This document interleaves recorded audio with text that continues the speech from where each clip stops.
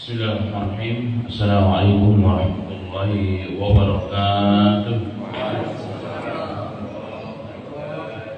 Alhamdulillahilladzi ahyana ba'dama amatana wa ilayhi nusyur. Alhamdulillahilladzi hamdan katsiran tayyiban mubarakan fihi kama yuhibbu rabbuna wa yarda. Allahumma shalli wa sallim ala Muhammadin sallallahu alaihi wasallam wa ala alihi wa ashabihi at-tayyibin wa tahirin wa man sanna bi sunnatihi ila yaumiddin. Yaqulu Allah tabaraka wa ta'ala ya ayyuhalladzina amanu taqullaha haqqa tuqatih wa la tamutunna illa wa antum muslimun. Ya ayyuhan nas taqu rabbakumul ladzi khalaqakum min nafsin wahidah wa khalaqa minha zawjaha wa batha minhuma rijalan katsiran wa nisaa'a wattaqullaha alladzi tasaaluna bihi wal arham innallaha kana 'alaykum raqiba. Wa qala an-nabiy sallallahu alaihi wasallam kullu ummati yadkhuluna al-jannata illa man aba. Qila wa man ya'ba ya Rasulullah? Qala wa man ata'ani dakhala al-jannah wa man 'asani faqad aba. Aw kama qala sallallahu alaihi wasallam. Alhamdulillah, alhamdulillah, jemaah sekalian, ma'asyiral muslimin wal muslimat yang dirahmati dan dimuliakan oleh Allah Subhanahu wa taala. Bersyukur kembali kepada Allah Khaliquna wa Rabbuna Rabbus samawati wal ardi yang masih memberikan kesempatan kepada kita semuanya untuk kembali bernafas di tiap berbagai ini, berjalan di bumi Allah, berjalan di bawah langit Allah taala, untuk sama-sama berkumpul di tempat yang sangat mulia ini, yang paling dicintai oleh Allah di muka bumi ini, rumah Allah, untuk sama-sama menjalankan kuliah kita, bentuk penghambaan kita, kewajiban kita seorang hamba kepada kali kita, sholat subuh berjamaah, dan Allah lanjutkan. Allah mudahkan kita semua duduk dalam majelis atau kajian ini, dan semoga Allah Taala memberikan barakah, menerima seluruh amalan ibadah kita, dan Allah membimbing kita, menjaga kita dari seluruh keburukan dunia dan akhirat, dan terus Allah mengistiqomahkan kita dalam kebaikan hingga akhir hayat kita. Amin ya rabbal alamin. Salawat serta salam tidak lupa kita aturkan kepada junjungan Nabi besar Muhammad sallallahu alaihi wasallam, kepada sahabat-sahabatnya, kepada ahli keluarganya, dan seluruh orang memperjuangkan agama dan sunnahnya hingga akhir masa. Allahumma ja'alna minhum ya rabbal alamin. Jemaah sekalian yang dirahmati oleh Allah Ta'ala, bahasan kita pada pagi yang berbahagia ini masih seri yang berikutnya dari kajian Rasul Sallallahu Alaihi Wasallam adalah rahmatan lil alamin. Rahmatan lil alamin sebagai panjang lebar yang telah kita sampaikan ya, pada pertemuan sebelumnya, merupakan fondasi, asas, standar dalam ajaran Islam, ajaran yang dibawa oleh Nabi kita Muhammad Sallallahu Alaihi Wasallam. Dari ayat tersebut turunlah satu kaidah yang telah disepakati oleh Ahlus Sunnah wal Jamaah dengan berbagai macam teks yang sedikit berbeda. Di antara rahmatan lil alamin, bahwa dikatakan di pokok bahasa kita hari ini, kaidah annal Islam jaa di jalbil maslah wa darul mafasid, bahwa Islam itu datang ke kita, kepada umatnya Rasul Sallallahu Alaihi Wasallam, adalah di jalbil masalih, untuk memberikan manfaat, memberikan kemaslahatan, memberikan kebaikan-kebaikan kepada hamba-hambanya, wa darul mafasid, ya, dan menolak keburukan. Ini adalah kaidah yang penting, kaidah yang sangat besar, yang disebut salah satu dari kaidah fikih. Di dalam fikih, sebelum orang menjadi ahli fikih, menjadi seorang fuqaha, seorang faqih, maka wajib bagi mereka satu di antaranya ilmu yang dipelajari adalah ilmu usul fikih, ilmu yang membahas tentang kaidah-kaidah fikih. Dan salah satu kaidah fikih yang merupakan turunan dari ayat wa ma arsalnaka illa rahmatan lil alamin, tidaklah kami mengutus engkau ya Muhammad kecuali sebagai rahmatan lil alamin, adalah kaidah yang tadi. Anal Islam ja'a li jalbil masalih wa dar'ul mafasid. Bahwa Islam itu datang kepada kita untuk memberikan kemaslahatan bagi hamba-hambanya dan menolak atau menjauhkan hamba-hamba ini atau manusia dari kerusakan. Jemaah sekalian yang dirahmati oleh Allah Subhanahu wa taala, dan inilah salah satu di antara keistimewaan dalam Islam. Salah satu kekhususan, keistimewaan dalam Islam yang tidak dimiliki oleh ajaran manapun, yang begitu indah, yang begitu detail, yang terangkum dalam kaidah tersebut. Dan ini merupakan bahasan yang sangat luar biasa oleh kalangan para alim ulama kita. Baik, yang dimaksud dengan bahwa Islam itu datang untuk memberikan maslahat. Yang dimaksud dengan maslahat adalah kebaikan. Yang dimaksud dengan kebaikan di sini adalah segala sesuatu yang dipandang oleh syariat, yang dilihat oleh syariat. Siapa pensyariat agama ini? Allah dan Rasulnya melalui Al-Quran dan sunnah-sunnahnya. Itu baik, maka berarti hakikatnya dia adalah baik. Apa itu kerusakan? Apa itu mafsadah? Kerusakan dan mafsadah dan kerusakan dan ketidakbaikan itu adalah segala sesuatu yang dipandang. Jadi tolak ukurnya, aturannya adalah syariat oleh Allah dan oleh Rasulnya, baik dalam Al-Quran ataupun dalam sunnahnya Sallallahu Alaihi Wasallam. Maka itulah keburukan. Jadi tolak ukurnya dalam Islam, kebaikan dan keburukan jelas Allah dan Rasulnya. Jadi apapun yang dianggap baik oleh Allah dan Rasulnya, maka itu niscaya satu kebaikan hakiki. Dan apapun yang dianggap buruk, dianggap kerusakan, maka itulah kerusakan dan keburukan yang hakiki. Bukan menurut hawa nafsu kita, bukan menurut akal manusia. Hawa nafsu manusia jelas ditumpangi oleh syaitan.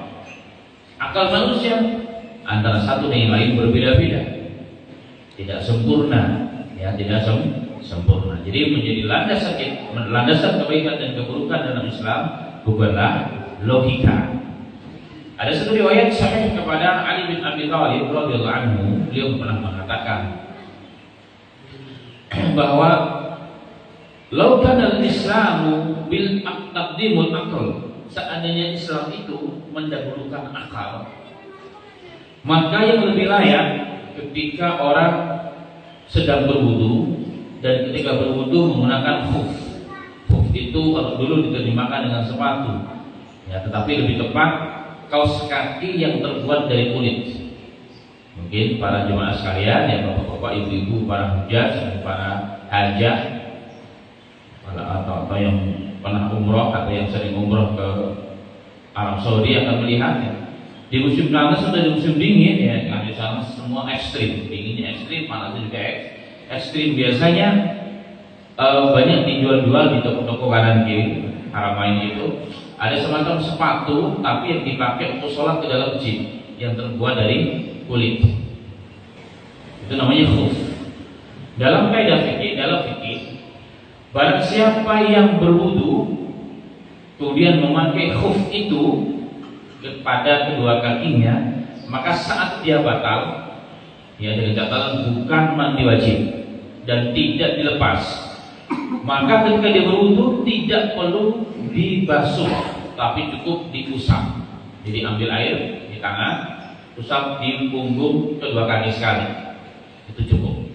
Jadi kalau mazhab Syafi'i atas dan bawah begitu. Tapi kalau dalam hadis cukup sekali dalam hadis Rasulullah Shallallahu Alaihi Wasallam.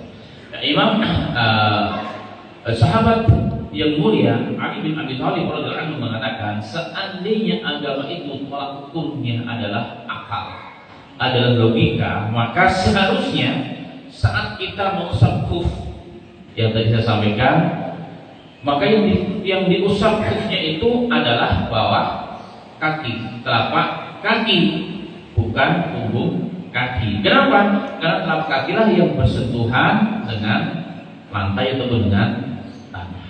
Tapi beliau mengatakan walaqad ra'aitu Rasulullah sallallahu alaihi wasallam.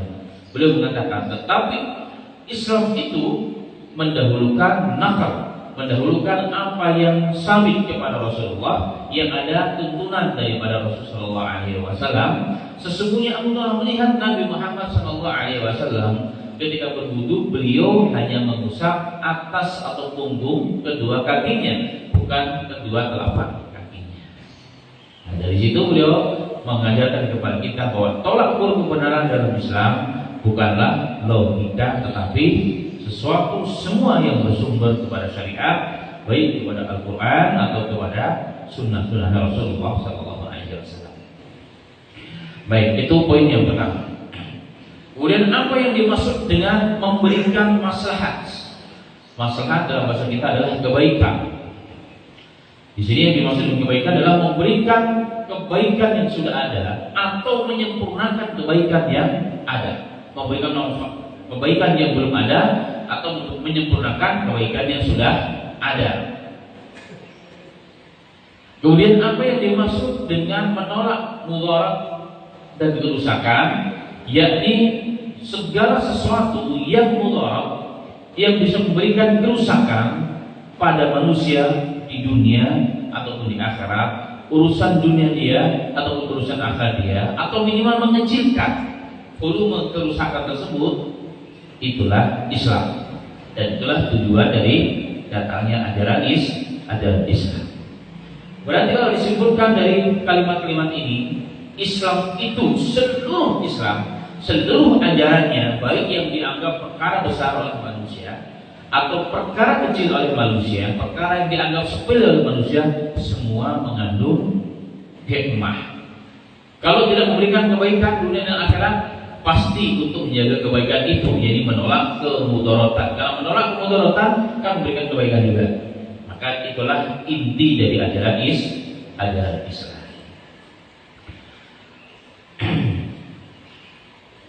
Kemudian ma'asyiral muslimin rahimani wa rahimakumullah. Apa contohnya? Contohnya dalam Islam ada 5 perkara yang disebut dengan dururiyatul khams.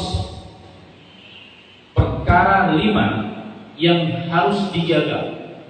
Perkara 5 yang sangat diutamakan dalam Islam. Bahwa Islam itu menjaga akal, menjaga akal agar akal manusia terjaga, agar tetap lurus dan salim, tidak kecanduan dan tidak rusak.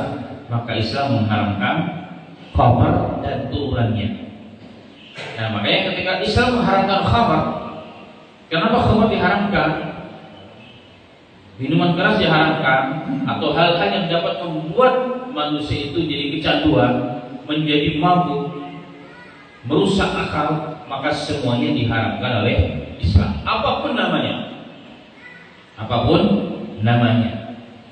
Padahal kalau kita lihat dalam sejarah awal-awal perkembangan Islam, yang namanya khamar bagi orang-orang Arab jahiliyah itu, di rumah-rumah mereka bukan hanya 1-2 botol, bahkan berkerat-kerat, bahkan berdrum-drum.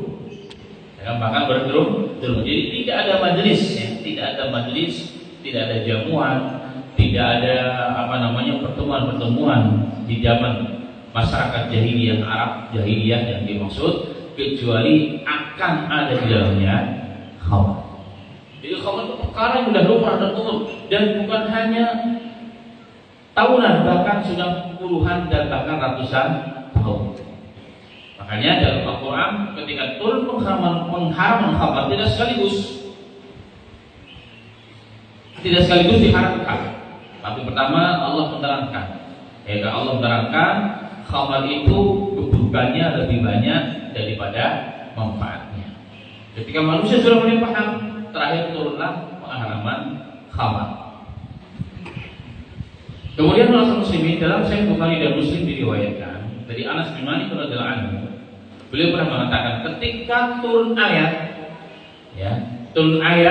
yang tercantum dalamnya innal khamar, bahwa khamar itu rizun, perkara yang buruk, min amali syaitan. Ini adalah kerjaan syaitan. Fastanibuhu, jauhilah. Dalam ayat tersebut, la'allakum tuflihun, maka aku akan sukses, bahagia dunia dan akhirat. Apa kata Anas bin Malik? Kami paham bahwa ini adalah pengharaman khamar dari Allah. Kami sudah berada di Madinah. Jadi pengharaman khamar itu ketika Rasulullah bukan di Mekah, tapi ketika sudah di Madinah. Berarti kapan? Setelah sekian belas tahun Islam itu bercokol dalam hati para sahabat, baru turun pengharaman khamar. Kenapa? Karena Allah tahu khamar itu sudah perkara yang sudah melekat pada diri manusia. Sehingga di fase Madinah lah khamar itu diharamkan. Kembali kepada perkataan Anas bin Malik, beliau mengatakan dari ayat ini kami paham bahwa Allah telah menurunkan pengharaman khamar. Maka tangan-tangan kami sendiri yang menghancurkan khamar-khamar itu.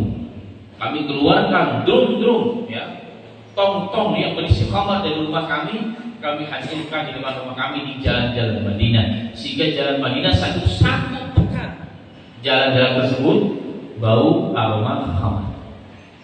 Berkebayang kira-kira satu pekan jalan-jalan penuh dengan aroma khamar di mana. Kenapa? Karena tangan mereka sendiri yang menghancurkan khamar itu. Ini kalau bukan karena iman, mustahil terjadi. Ya. Iman mereka yang begitu kuat sehingga khamar dihancurkan oleh tangan-tangan mereka, di mana khamar sudah menjadi hal yang sangat luar biasa dalam kehidupan mereka. Dan kita perlu ingat catatan di sini, negara Arab khusus di zaman itu di Madinah tidak seperti Indonesia. Iklimnya di sana tidak seperti di Indonesia tropik. Jadi nggak lembab di sana, kering. Makanya kita lihat ya, kalau dalam perjalanan di salah satu perjalanan di sana, kalau ada kuda mati di pinggir jalan atau keledai mati di jalan, dibiarkan aja, nggak dikubur. Kenapa nggak dikubur? Karena tidak bau. Karena tidak bau kering. Jadi bangkai mati kering, nggak bau kayak di Indonesia. Kita bayangkan khamar, apalagi khamar, tetapi kenapa sampai bau? Aroma bau sampai sepekan dirasakan, tercium oleh para sahabat. Berarti khamar mereka sangat begitu banyak yang ditumpahkan, dihancurkan tempatnya oleh tangan-tangan. Dan dari situlah maka khamar diharamkan oleh Islam. Kenapa? Khamar kemudaratnya sangatlah begitu berat. Sehingga dalam hadis ya, tentang kisah Bani Israel dinukilkan juga oleh Imam An-Nawawi rahimahullah taala dalam Riyadhus Shalihin, diceritakan bahwa dahulu ada seorang pemuda yang soleh yang dicintai pemuda tersebut oleh seorang wanita yang tidak baik. Wanita yang tidak baik. Maka ketika si wanita tersebut dapat mengundang si laki-laki tersebut ke rumahnya, ya, maka rumahnya dikunci dan dikatakan, wahai fulan, aku berikan pilihan kepada engkau 3 perkara, baru engkau boleh tinggalkan rumah ini. Yang pertama adalah apa? Kau berzina denganku, atau kau bunuh anak bayi ini, atau engkau minum khamar. Nah, si pemuda tersebut bukan seorang alim, bukan seorang ulama, sehingga tidak mendasari perbuatannya dengan agama, dengan ilmu. Pertama, dia mau mendatangi rumah seorang wanita sendirian. Itu satu kesalahan. Ini fatal. Ini fatal. Walaupun tidak ada orang yang melihat, ini berbahaya. Karena Rasulullah melarang, tidak boleh seorang laki-laki atau seorang perempuan berdua-duaan dengan yang bukan mahramnya. Ini berbahaya. Bahkan di catatan, bahkan sebagai ulama juga diturunan daripada perkara ini. Bagaimana hukumnya ketika sholat di sebuah kantor, gedung yang tinggi, di musola yang kecil yang hanya berdua isinya, seorang laki-laki dan seorang perempuan, mereka berjamaah, dua-duanya bukan mahram, boleh atau tidak boleh? Ulama mengatakan tidak diperbolehkan. Kenapa? Karena kerusakannya lebih besar daripada kebaikannya. Karena Rasulullah SAW mengatakan tidaklah 2 orang manusia yang bukan mahramnya berdua-duaan, illa kecuali yang ketiga adalah syaitan. Adalah syaitan. Maka jangan coba-coba dan jangan berani-berani.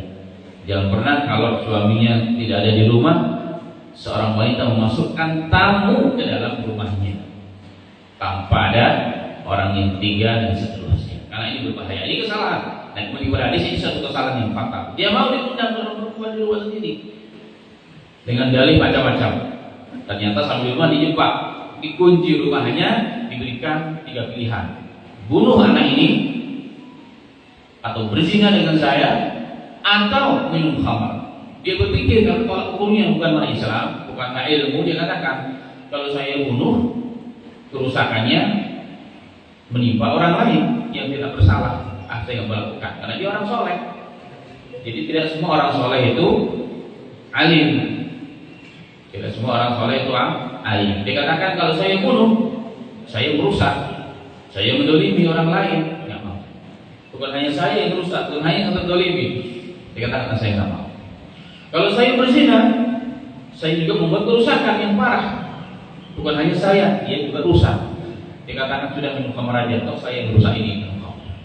Dia tidak tahu kalau dikatakan bahwa al-khamru ummul khaba'is, bahwa khamar minum khamar itu adalah induk dari seluruh keburukan dan kejahatan. Apa yang terjadi setelah dia minum khamar, kemudian dia mabuk, maka seluruh keburukan dilakukan.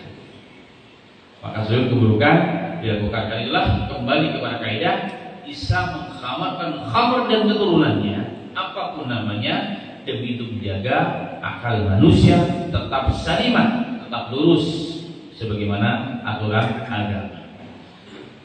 Dalam kitab Ushulud Dakwah yang ditulis oleh Dr. Abdul Karim Zaidan, beliau meninggal beberapa waktu yang lalu, dinukilkan dalam ketika beliau membahas tentang keutamaan atau keistimewaan ajaran Islam. Karena Islam itu datang dari Allah. Ada suatu perkara yang luar biasa ketika seorang manusia meyakini Islam, seluruh ajaran Islam datang dari Allah, maka kita merasa yang dia mengawasi adalah Allah. Ini kekuatan luar biasa. Beliau yang ingin ceritakan di sini adalah beliau bercerita bahwa di awal-awal kurun ke-20, tepatnya 1930-an. Jadi ternyata pemerintah Amerika Serikat 3 tahun 1930 sampai 1933 melakukan sosialisasi kepada seluruh rakyatnya dengan menggunakan sekian triliun biaya, bahkan mencetak kertas dan lembaran sampai 9 miliar kertas dan lembaran untuk disebar sosialisasi kepada seluruh masyarakat Amerika tentang khamar atau minuman keras itu tidak baik, baik dari sisi sosial, dari sisi pendidikan, dari sisi kesehatan dan seterusnya, dan membiayai sekian banyak para praktisi kesehatan, politik, kedokteran dan sebagainya, pendidikan, untuk berikan penyuluhan kepada seluruh masyarakatnya. Karena nanti di penghujung 1933 akan diterapkan peraturan kebijaksanaan pemerintah bahwa minuman keras itu dilarang diproduksi, dijual dan seterusnya di Amerika Serikat. Ternyata apa yang terjadi setelah diterapkan 1 tahun saja, Amerika Serikat gagal dalam hal ini. Karena ternyata dalam 1 tahun pemerintah ternyata mendapatkan pelanggaran yang begitu sangat banyak, terbunuh sampai ratusan bahkan ribuan orang karena khamar. Yang kedua, setengah juta lebih pelanggaran khamar, sehingga mereka terpaksa dipenjarakan, yang menyebabkan semakin beratlah pemerintah karena harus menghidupi mereka hampir setengah juta lebih di zaman itu. Kemudian dari pelanggaran khamar tersebut juga ternyata dapat dirampas atau tebusan itu sampai sekian miliar dolar Amerika Serikat di zaman itu. Makanya di akhir fasenya akhirnya mereka menggagalkan kebijaksanaan dan keputusan bersama bahwa khamar dilarang di Amerika. Dan sebaliknya sampai hari ini bahwa mereka menghalalkan khamar di mana-mana. Yang menjadi catatan adalah Kenapa sampai gagal?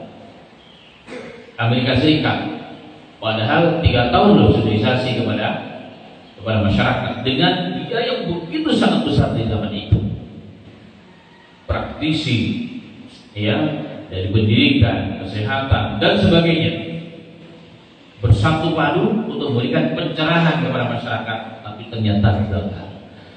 Nah, kalau kita kembali kepada ayat tadi, hanya 1 ayat Allah mengatakan innal musyibal khamr, dalam salah satu teksnya, khamr min amali syaitan, rizqun min amali syaitan, itu adalah perkara yang rizq, yang kotor, itu perbuatan syaitan. Fastanibuhu, jauhilah, la'allakum tuflihun, maka engkau akan bahagia, sukses dunia dan akhirat. Maka sahabat dengan tangan sendiri mereka mengajukan khamr.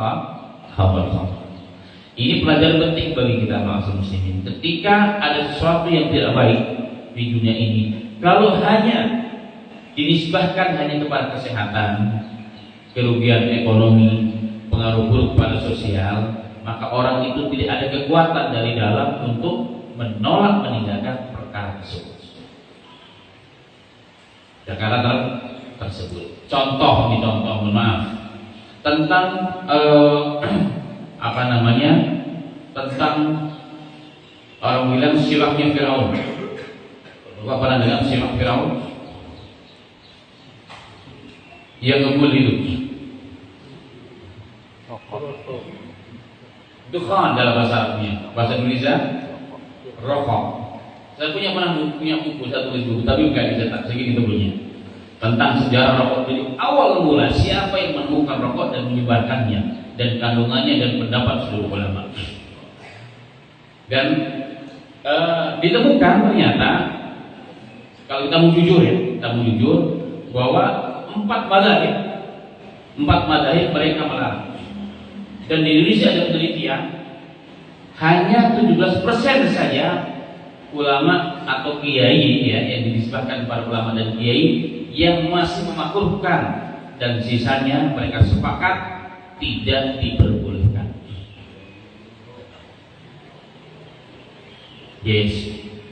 Ada larangan keras, ya, bahkan ditulis besar-besar, ya, iklannya besar tentang seorang laki-laki yang hebat, ya kan? Ini gak ada kaitannya antara iklan dengan rokok, tapi di bawahnya kecil tulisan rokok itu bla bla bla bla bla. Tapi kenapa tidak sukses pelarangan ini? Kadang-kadang di rumah tangga pun tidak sukses. Jika sebuah lembaga yang melarang itu tidak sukses. Kenapa? Karena selalunya hanya dikaitkan dengan urusan kesehatan. Selalunya hanya dikaitkan dengan urusan ekonomi. Selalunya dikaitkan hanya dengan urusan sosial. Bahwa rokok itu tidak baik, rokok itu mengganggu orang, rokok itu membahayakan. Bahkan di dalam penelitian bahwa kecanduan yang paling berat yang ada di dunia ini adalah rokok, bukan narkoba. Buktinya apa? Banyak orang yang bisa tinggalkan narkoba, tapi orang tidak bisa tinggalkan rokok. Padahal sangat-sangat berbahaya. Di dalam rokok tersebut terdapat ribuan zat kimia yang membahayakan manusia. Bahkan kalau kita punya anak kecil atau punya baby atau mungkin punya cucu, kalau kita biasa merokok, jangan gendong tuh baby kalau kita belum mandi dan belum ganti baju. Karena yang asap yang nempel di baju orang tersebut, ini kalau sampai terhirup masuk oleh si baby ini jadi sebab bahaya kesehatan si baby. Ini orang paham semua, bahkan nggak paham bagaimana orang sebab merokok bisa menyebabkan kematian.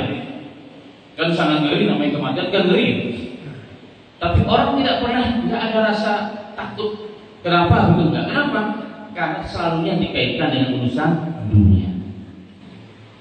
Kalau dikaitkan dengan urusan dunia, tidak dikaitkan dengan urusan agama. Kita temukan 17 atau 19 dalil tentang tidak diperbolehkan hal ini sebenarnya. Nah, kembali kepada muslimin rahimahullah, saya tidak bicara ini haram atau tidak haram, tapi itu fakta yang harus disampaikan. Fakta yang harus disampaikan bahwa ini perkara yang sangat-sangat tidak baik. Kenapa susah ditinggalkan? Itu permasalahannya, ini di catatan karena kaitannya tidak dengan urusan agama, tidak dengan urusan akhirat sebagaimana di Amerika Serikat. Khamr aja gagal. Tapi Islam yang Rasulullah SAW hanya mengatakan fastanimu la'allakum turhamun. Jauhilah khamr tersebut wahai manusia, maka engkau akan sukses, akan bahagia di dunia dan akhirat. Maka dengan tangan-tangan mereka sendiri mereka menghancurkan drum-drum yang berisi khamr. Baik, ini yang pertama. Yang turunannya apa saja? Maka yang namanya mabuk itu nggak boleh. Maka itu muskirin haram. Segala sesuatu yang memabukkan orang itu haram. Maka hati-hati juga dalam beli obat. Karena qalilu wa katsuru sawa, banyaknya dan sedikitnya itu sama hukumnya. Walaupun ada peraturan ya, kalau sekian persen masih dibolehkan kata yang jadi obat. Tapi kalau kita mau jujur kepada kaidah bahwa sedikit dan banyaknya itu tidak diperbolehkan. Jadi kita harus hati-hati. Baik. Kemudian contoh yang berikutnya masyarakat muslimin, Islam itu membawa kebaikan dan menolak kemudaratan.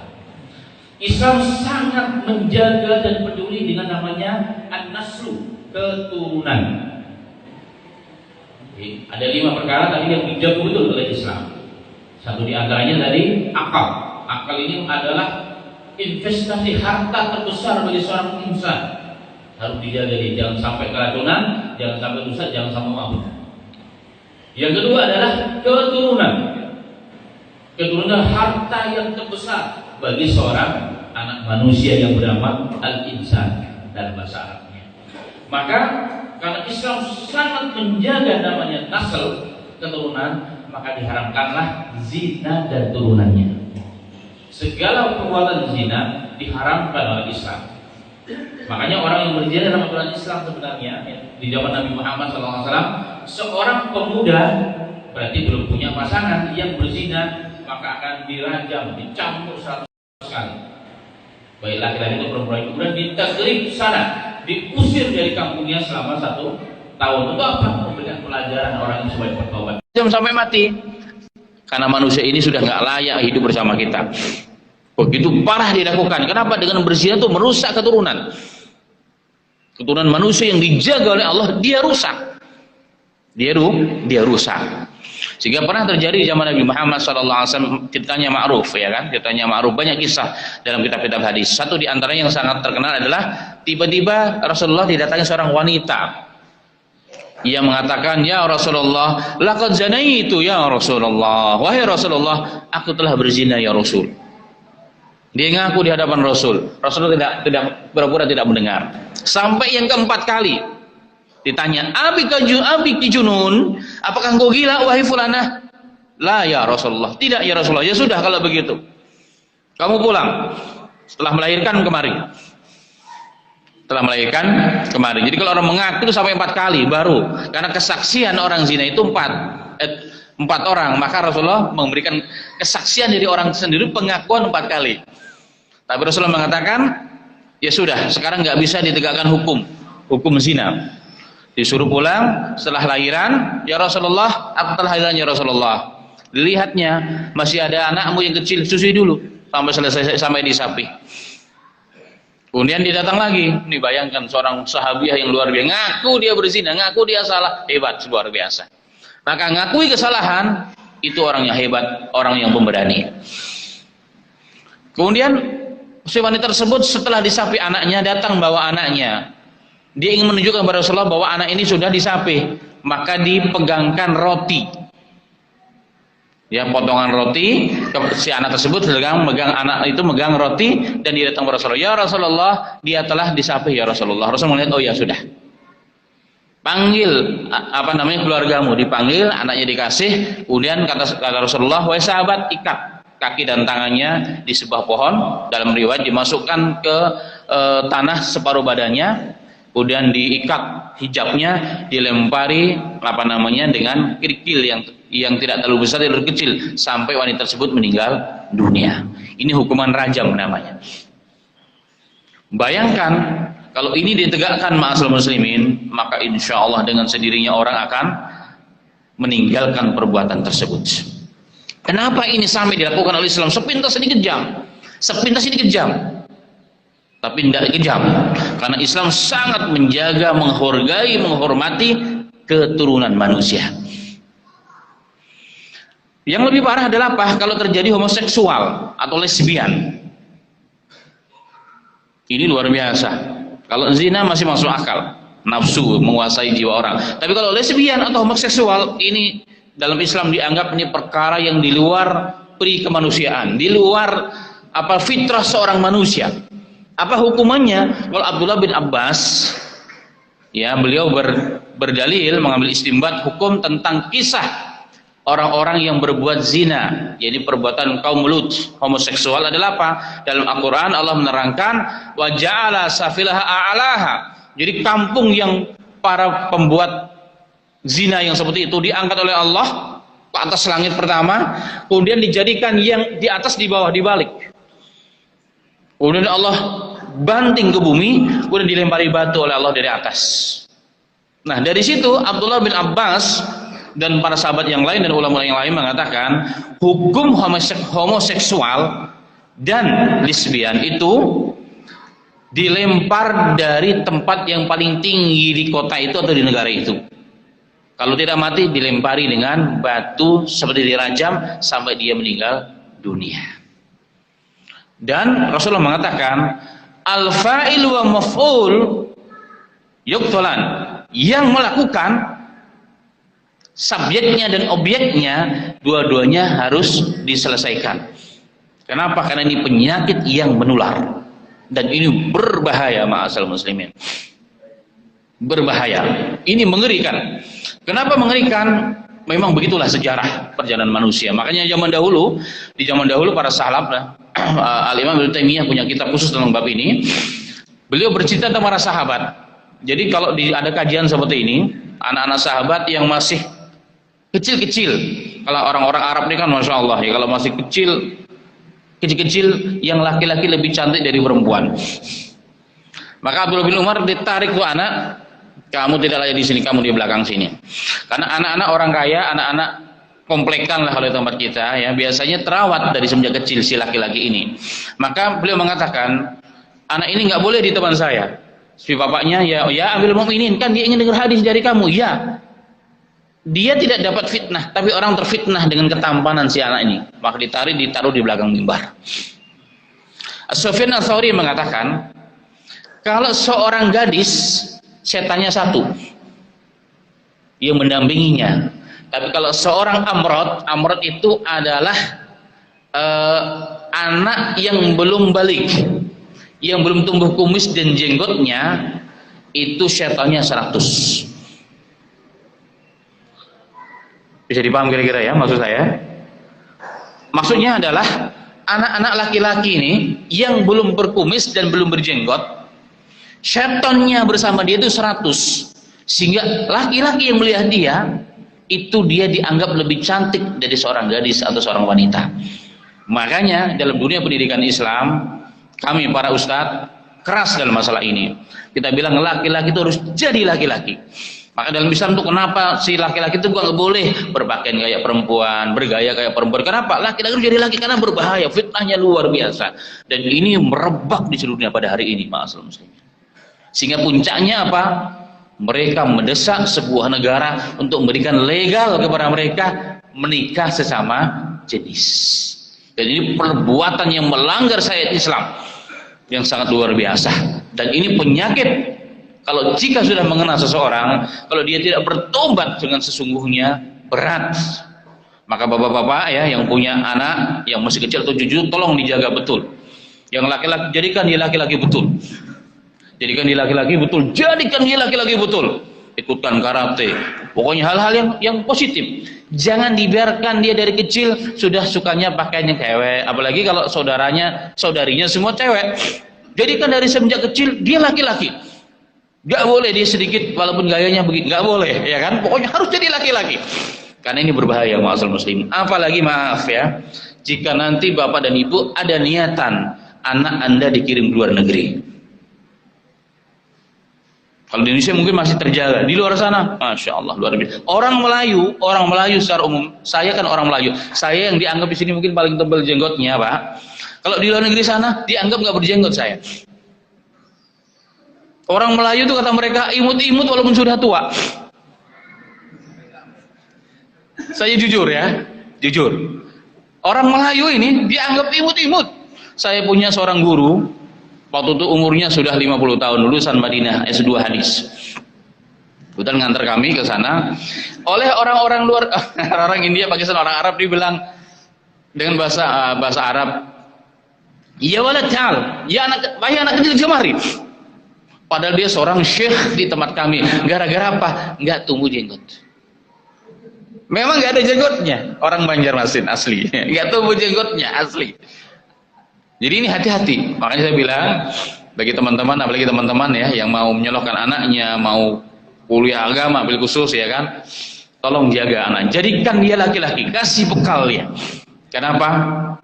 Karena tadi ya masalahnya berat. Ini masalah berat masalah muslimin. Dan kita harus betul-betul perhatian khusus untuk ini. Ya saya ingatkan, harus perhatian karena sekali kena menular. Ini berbahaya. Ini sangat-sangat berbahaya.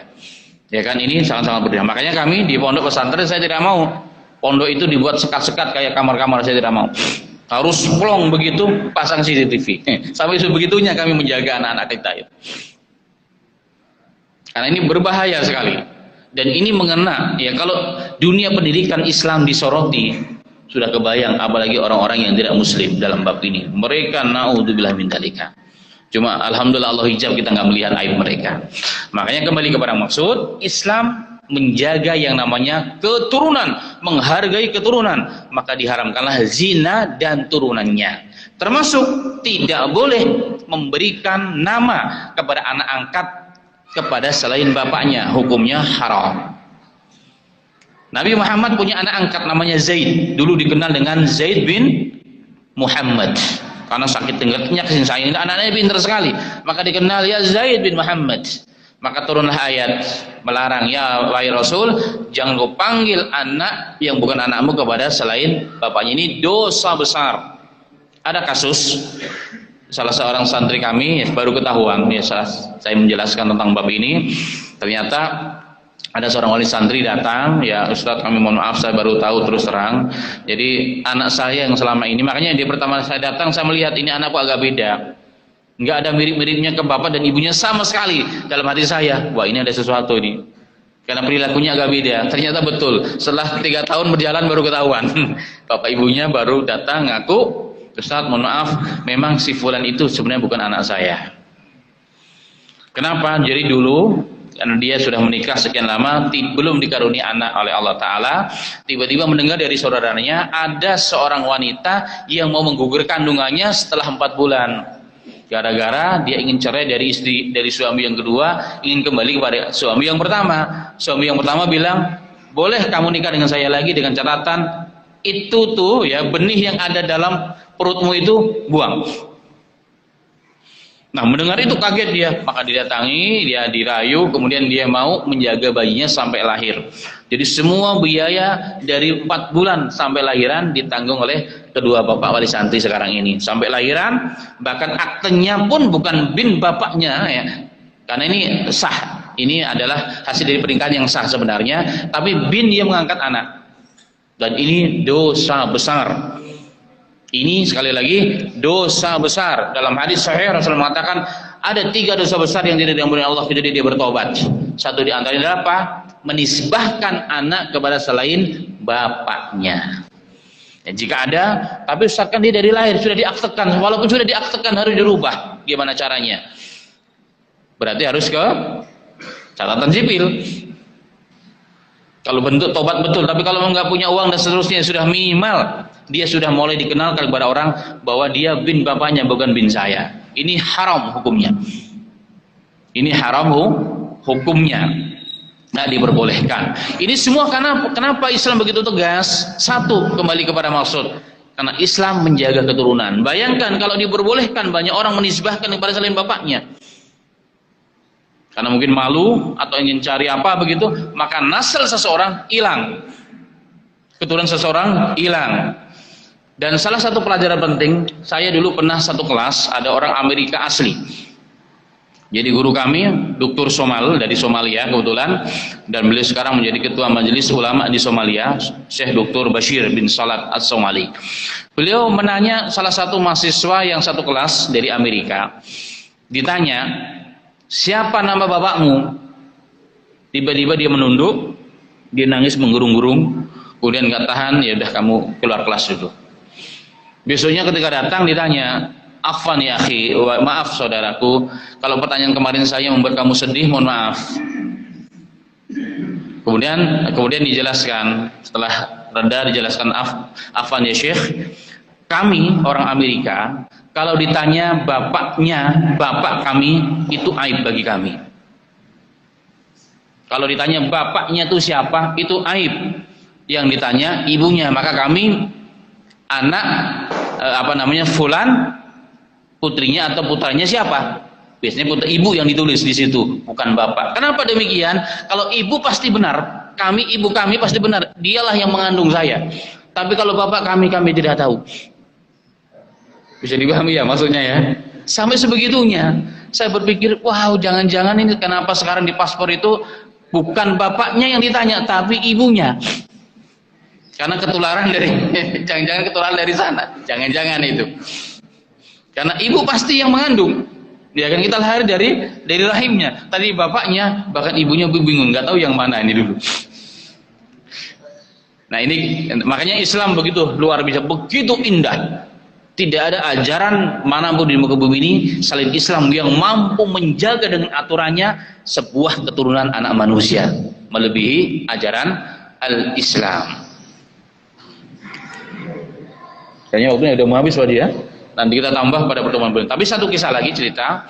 Ada sebuah kisah ya, ada yang mengatakan sahih, ada yang tidak sahih, adalah tentang bab ini. Jadi ada seorang profesor ahli dari orang Yahudi, ketika dia mempelajari Islam, Al-Quran, ingin menjelekkan Islam, tapi ternyata dia dapat hidayah dari ayat-ayat Allah. Dalam Al-Quran Allah berfirman, al-mutalaqat yatarabbasna salasata quru. Orang perempuan-perempuan yang ditalak itu idahnya 3 quru. 3 quru itu terjadi istilah ulama, 3 kali haid atau 3 kali suci. Ya kurang lebih 3-4 bulan lah begitu kan, berarti 3-4 bulan. Jadi perempuan yang ditalak 3-4 bulan baru nikah lagi boleh. Itu namanya iddah.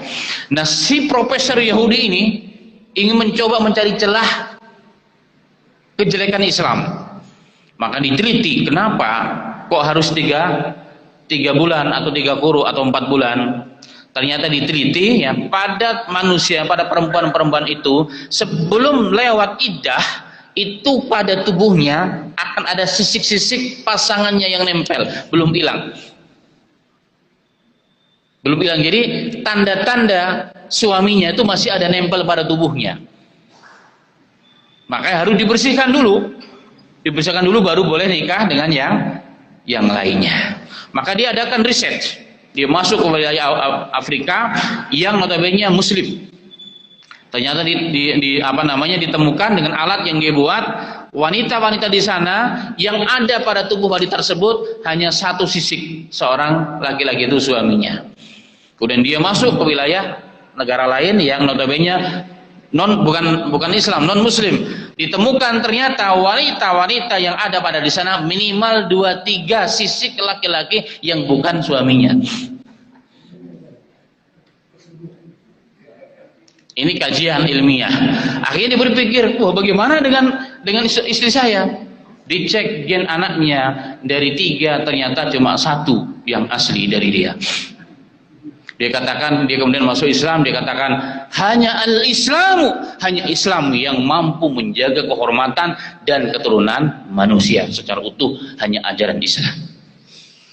Hanya ajaran Islam ini yang diantara bentuk bahwa Islam rahmatan lil alamin. Insyaallah masih ada beberapa 3 hal terkait masalah ini, tapi waktu jualah yang membatasi kita. Saya kembalikan dulu kepada Pak DKM. Fadhil, silakan. Alhamdulillah, saya kembali kita yang menyampaikan pelajarannya pada hari ini masih terkait masalah Rasulullah SAW mengutus